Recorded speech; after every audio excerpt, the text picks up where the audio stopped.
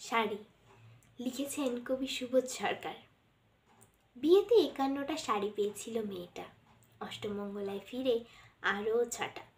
এত শাড়ি একসঙ্গে সে জীবনেও দেখেনি। আলমারির প্রথম থাকে এসে রাখলো সব নীল শাড়িদের। একটা হালকা নীলকে জড়িয়ে ধরে বলল, তুই আমার আকাশ। দ্বিতীয় থাকে রাখলো সব গোলাপি শাড়িতে। একটা গোলাপিকে জড়িয়ে ধরে বলল, তুই আমার অভিমান।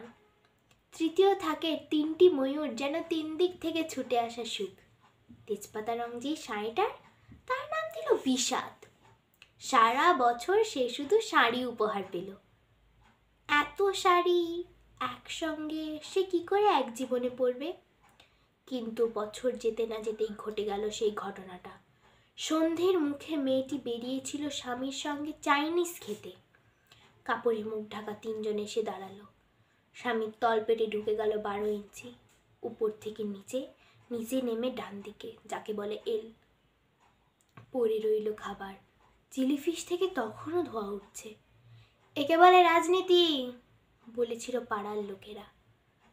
বিয়েতে 51টা শাড়ি পেয়েছিল মেয়েটা, অষ্টমঙ্গলায় ফিরে আরও 6টা। একদিন দুপুরে শাশুড়ি ঘুমিয়ে 6তলার বারান্দা থেকে উড়িয়ে দিল সব শাড়ি নিচের পৃথিবীতে। শাশুড়ি পরিয়ে দিলেন তাকে সাদা থান।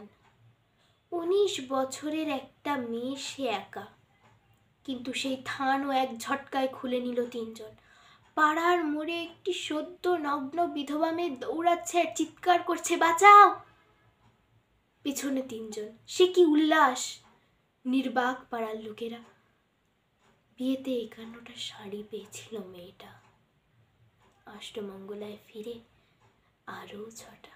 ধন্যবাদ।